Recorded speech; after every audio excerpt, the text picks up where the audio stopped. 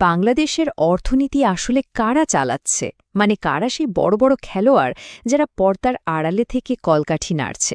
চলুন আজ সেই বিলিয়ন ডলারের দুনিয়াতেই একটা ডুব দেওয়া যাক। এই সংখ্যাটা দেখুন, 11%। ভাবা যায়? দেশে হাজার হাজার কোম্পানি, অথচ মাত্র 8টা শিল্প গ্রুপ মিলেই নিয়ন্ত্রণ করছে দেশের মোট আমদানি রপ্তানির 11%। কি বিশাল একটা ব্যাপার, তাই না? এই একটা তথ্যই কিন্তু বলে দেয় যে দেশের অর্থনীতিতে তাদের প্রভাব ঠিক কতটা গভীরে। তো প্রশ্নটা তো আসবেই, তাই না? কারা এরা? কারা এই অর্থনৈতিক টাইটানরা যারা দেশের বাণিজ্যকে এতটা প্রভাবিত করছে? চলুন এবার তাদের সাথেই পরিচয় হওয়া যাক। তাহলে চলুন আর দেরি না করে মূল আলোচনায় যাওয়া যাক। আচ্ছা, প্রথমেই একটা জিনিস ক্লিয়ার করি, এই যে আমরা বিলিয়ন ডলার ক্লাব বলছি, এটা আসলে কি? এটা কিন্তু কোনো অফিসিয়াল ক্লাব বা সংস্থা না। এটা আসলে একটা খেতাব, একটা টাইটেল, যা তাদের অর্থনৈতিক শক্তিকে বোঝায়। খুব সহজ করে বললে, বাংলাদেশের যে শিল্প গ্রুপগুলো বছরে অন্তত 1 বিলিয়ন মানে 100 কোটি মার্কিন ডলারের বেশি আমদানি রপ্তানি করে, তারাই এই বিশেষ ক্লাবের সদস্য হিসেবে পরিচিতি পায়। সিম্পল, তাই না? শুধু বাণিজ্যই নয়, তাদের প্রভাবটা আরও অনেক বড়। দেখুন, এই 8টা গ্রুপ মিলেই গত অর্থবছরে ট্রেড করেছে প্রায় $12.5 বিলিয়ন। আর সরকারকে রাজস্ব দিয়েছে কত? 17,800 কোটি টাকারও বেশি। এখানেই শেষ না, তাদের প্রতিষ্ঠানে কাজ করে সোয়া 5 লাখেরও বেশি মানুষ। মানে বুঝতেই পারছেন, এদের ছাড়া দেশের অর্থনীতি কল্পনাই করা যায় না। তো এখন সবচেয়ে ইন্টারেস্টিং পার্টে আসা যাক। 2024-25 সালের এই ক্লাবে কারা কারা আছে। চলুন এক নজরে পুরো তালিকাটা দেখে নিই আর জানি কে কোথায় আছে আর কে নতুন করে চমক দেখালো। এই দেখুন, এই হচ্ছে সেই 8টি জায়ান্ট গ্রুপ। 1 নম্বরে বরাবরের মতোই আছে মেঘনা গ্রুপ অফ ইন্ডাস্ট্রিজ, আর একদম শেষে 8 নম্বরে আছে বিএসআরএম গ্রুপ। চলুন এবার র্যাঙ্কিং ধরে ধরে এদের প্রত্যেকের গল্পটা একটু বিস্তারিতভাবে শুনি। কাউন্টডাউনটা শুরু করা যাক একদম নিচ থেকে। 8 নম্বরে আছে দেশের স্টিল ইন্ডাস্ট্রির অন্যতম বড় নাম বিএসআরএম গ্রুপ। তাদের মোট ট্রেড ভলিউম হল $102 কোটি, আর তাদের ঠিক এক ধাপ ওপরে 7 নম্বরে আছে টিকে গ্রুপ। $115 কোটি বাণিজ্য নিয়ে তারা কিন্তু টানা দ্বিতীয়বারের মতো এই ক্লাবে নিজেদের জায়গা ধরে রেখেছে। এবার চলুন তালিকার মাঝের দিকে যাই, যেখানে দুটো বেশ ইন্টারেস্টিং ঘটনা ঘটেছে। 6 নম্বরে আছে স্কোয়ার গ্রুপ। তারা কিন্তু দারুণ পারফর্ম করেছে, 12% গ্রোথ নিয়ে 2 ধাপ উপরে উঠে এসেছে।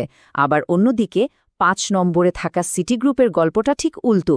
তাদের লেনদেন 22% কমে গেছে, আর সে কারণে তারা 3 নম্বর পজিশন থেকে সোজা 5-এ নেমে এসেছে।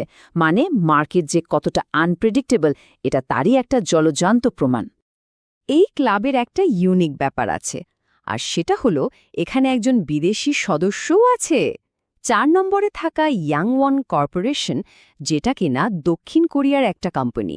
এরা কিন্তু 100% রপ্তানি করে, আর $152 কোটি বাণিজ্য নিয়ে বাংলাদেশের টপ এক্সপোর্টারদের একজন। আচ্ছা, এবার তাহলে টপ 3 দিকে নজর দেওয়া যাক, মানে অর্থনীতির আসল হেভিওয়েটদের দিকে, যারা শুধু ক্লাবের সদস্যই না, বরং তারাই এই ক্লাবকে লিড করছে। স্ক্রিনের দিকে তাকালেই পার্থক্যটা চোখে পড়বে। 3 নম্বরে থাকা আবুল খায়ের গ্রুপ, তাদের বাণিজ্য $168 কোটি। 2 নম্বরে প্রাণ আরএফএল, $190 কোটি। আর 1 নম্বরে থাকা মেঘনা গ্রুপ, তাদের বাণিজ্য প্রায় $283 কোটি। মানে ফার্স্ট আর সেকেন্ডের মধ্যেই পার্থক্যটা কত বিশাল, ভাবুন একবার। তবে এবারে তালিকার স্টার পারফর্মার যদি কাউকে বলতেই হয়, সেটা হলো প্রাণ আরএফএল গ্রুপ। কি অবিশ্বাস্য গ্রোথ, 1 বছরে প্রায় 20%। আর এই কারণেই তারা 4 নম্বর থেকে লাফ দিয়ে সোজা 2 নম্বরে চলে এসেছে। তাদের এই অ্যাগ্রেসিভ অ্যাপ্রোচটা আসলে দেখার মতো। আর তাদের এই সাফল্যের পেছনে হয়তো তাদের ভিশনটাও একটা বড় কারণ। প্রাণ আরএফএল গ্রুপের চেয়ারম্যান আহসান খান চৌধুরী বলেছেন যে তারা দেশের প্রত্যন্ত অঞ্চলে যেমন রাজশাহী, রংপুর, খুলনার মতো জায়গায় শিল্প কারখানা গড়ে তুলতে চান।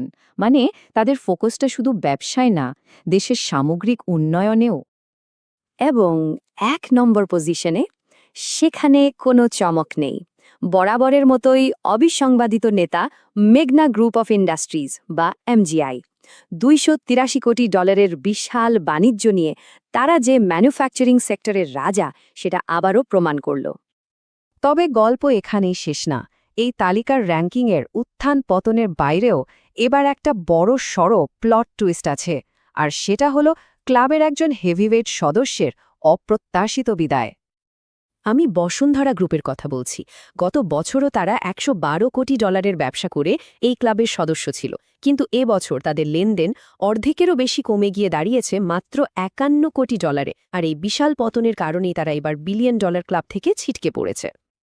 এখন একটা প্রশ্ন আসতে পারে যে এই ক্লাব বা এর সদস্যদের নিয়ে এত আলোচনার দরকারটা কি? কারণটা হলো এটা শুধু কয়েকটা কোম্পানির র্যাঙ্কিং না, এটা আসলে আমাদের দেশের অর্থনীতির বড় একটা চিত্র তুলে ধরে।